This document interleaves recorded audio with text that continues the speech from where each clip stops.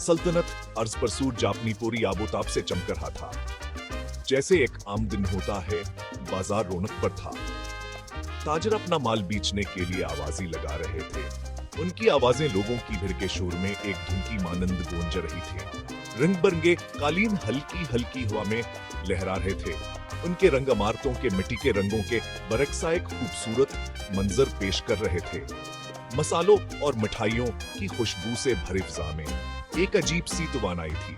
नजारों और आवाजों के इस हसीना मिजाज के दरमियान सुल्तान ज़ैद अर्ज के महबूब हुक्मरान चले आ रहे थे। सादा मगर शाहान लिबास में मलबूस इनकी मौजूदगी ही एहतरामा और हैबत का बायस बनती थी। ताहम इनकी आंखों में गरूर का शाइब हतक न था, बल्कि हाँ एक ऐसी शफकत थी जवान के दिलों में अपने राया के लिए मौजूद प्यार का इक्स थी। वह कसर रखते, अपने लोगों से मिलते और उनकी हौसला हाफ़ आई करते।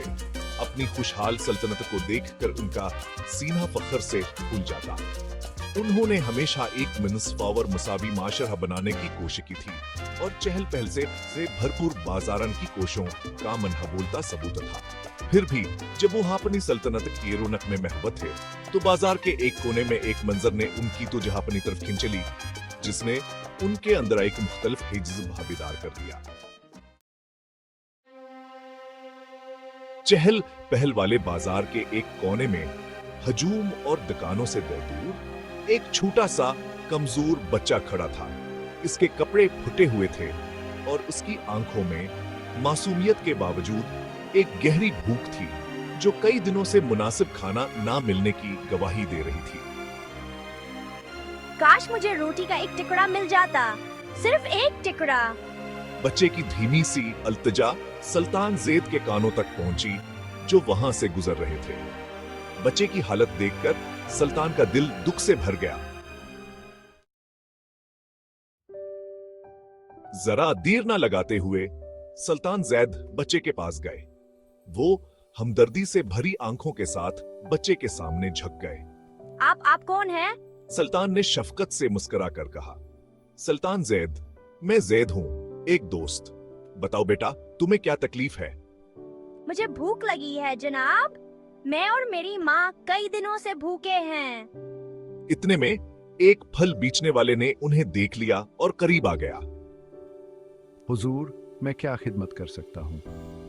सुल्तान ज़ैद, इस बच्चे और इसकी माँ को खाने की जरूरत है। मेहरबानी फरमाकर उन्हें जो कुछ भी जरूरत हो फराहम करें। जरूर हुजूर, मैं अभी देखता हूँ। फल बेचने वाले ने जल्दी से मुख्तलिफ किस्म के फल इकट्ठे किए और बच्चे को दे दिए। बच्चे की आंखें हैरत से फैल गईं। शुक्रिया जनाब, बहुत बहुत शुक्रिया। सुल्तान ज़ैद, तुम्हारा शुक्रिया बेटा। याद रखना, तुम इस सल्तनत कभी अकेले नहीं हो। इतना कहकर सुल्तान ज़ैद ने बच्चे के हाथ में एक छोटा सा सोने का शिखर खा। सुल्तान ज़ैद, यह अपनी मां को देना, यह तुम दोनों की मदद करेगा जब तक तुम्हें मुस्तकिल सहारा न मिल जाए। बच्चा शुक्रगुजारी से मगलूब होकर सर हिलाकर अपने घर की तरफ भागा।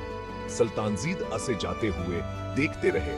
उनके होंठों पर एक प्यारी सी मुस्कुराहट थी। इनका दिल हल्का था क्योंकि वो जानते थे कहानों ने अपने एक शहरी की जिंदगी में वह चाहे छोटा है सही फर्क डाला है।